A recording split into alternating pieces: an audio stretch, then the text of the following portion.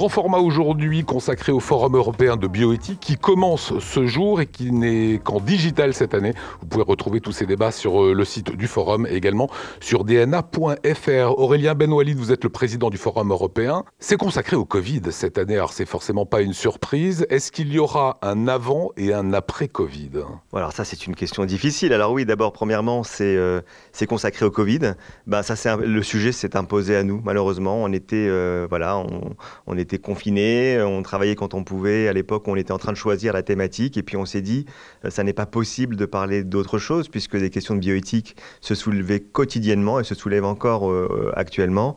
Et bien oui, donc on a décidé de consacrer cette fois-ci à la bioéthique en période de crise, puisque ce sont des moments de grande évolution de la bioéthique. Avec des thématiques qui sont très fortes. On va en citer quelques-unes durant notre interview. Faire vivre ou laisser mourir, c'est Israël Nizan qui animera cette thématique. Ça a concerné beaucoup de médecins qui ont parfois dû, durant le Covid, faire des choix à l'hôpital en disant voilà, ce patient est plus jeune, ce patient est âgé, je n'ai pas de lit en réanimation.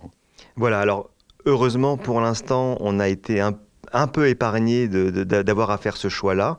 Mais ces choix-là, oui, peuvent être amenés à se poser. Au Canada, ils sont en train de se poser, d'avoir des protocoles pour trier les patients. On s'apprête à faire de la médecine de guerre et on est obligé de se poser des questions parce que on est obligé d'avoir une certaine conscience quand on a cette activité-là. Mais simplement, c'est aussi un devoir citoyen de ne pas faire les choses n'importe comment et d'apporter un peu d'humain dans ces questions. Le choix du politique a été la santé avant tout. C'est d'ailleurs une des thématiques.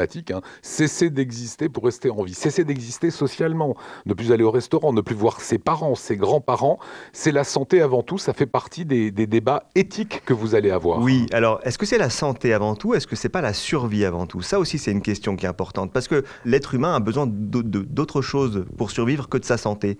Il a besoin d'avoir aussi accès à la culture, il a besoin d'avoir accès à la famille, aux relations sociales, et ça c'est des choses qui... Parce qu'on était en situation de crise et qu'on l'est peut-être encore aujourd'hui, on est obligé de se poser ces questions aujourd'hui. On le remarque bien avec le débat de ce qui est essentiel et de ce qui n'est pas essentiel. Qu'est-ce qui est essentiel ? Est-ce que c'est uniquement la survie ou est-ce qu'il y a d'autres choses ? On a vu des thèses de complotistes, les laboratoires pharmaceutiques, des fake news. Ça fait partie des thèmes que vous allez aborder dans ce forum. Oui, alors les fake news, très important, parce qu'on c'est un essor incroyable de fausses informations, de fausses communications. Le film Hold Up, dont on parlera aussi probablement, les fausses informations, et puis l'aspect aussi effectivement des décisions politiques qui ont été prises. Et ce qui fait marcher la boîte à imagination et à fantasmagorie, c'est quand on ne sait pas, quand on ne connaît pas. Loin de tout connaître, je vais apprendre plein de choses moi aussi pendant le forum, mais je pense que c'est vraiment important d'aller se confronter à la réalité de ce que sont les politiques, de ce que sont les industries pharmaceutiques, et pas seulement s'arrêter à l'image qu'on s'en fait. Un mot sur le professeur Raoult, vous en parlez. Vous dites que la recherche est indissociable évidemment de l'éthique. Le professeur Raoult qui décide de proposer de la chloroquine, qui est un médicament qui n'est absolument pas validé à ce moment-là par le conseil scientifique, c'est une faute ? Si on veut raisonner purement sur une modalité éthique, on peut être amené à proposer un médicament même si on n'est pas totalement sûr de son efficacité, si on est totalement sûr de son innocuité.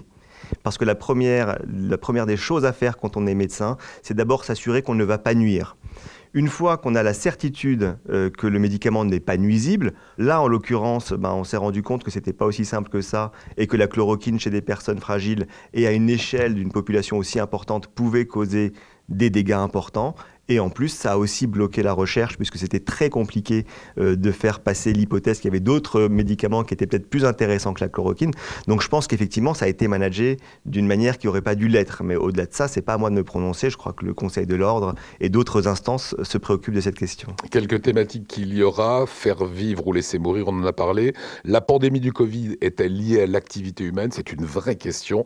Le Covid a-t-il éclipsé toutes les autres maladies ? Les seniors ou les enfants face au Covid ? Vivre dans l'incertitude et la peur, ça concerne des centaines de millions d'êtres humains. Peut-on faire confiance à l'industrie pharmaceutique ? Et ma dernière question, c'est est-ce que finalement, la question en filigrane, c'est est-ce qu'on n'est pas tous des traumatisés du Covid ? Alors, moi, personnellement, dans mon activité de médecin, je constate qu'on est tous des traumatisés du Covid. On a tous vécu dans cette sidération. Et qui dit sidération dit qu'on vit relativement passivement les événements qui nous arrivent. Et en vivant passivement les événements qui nous arrivent, on ne les métabolise pas.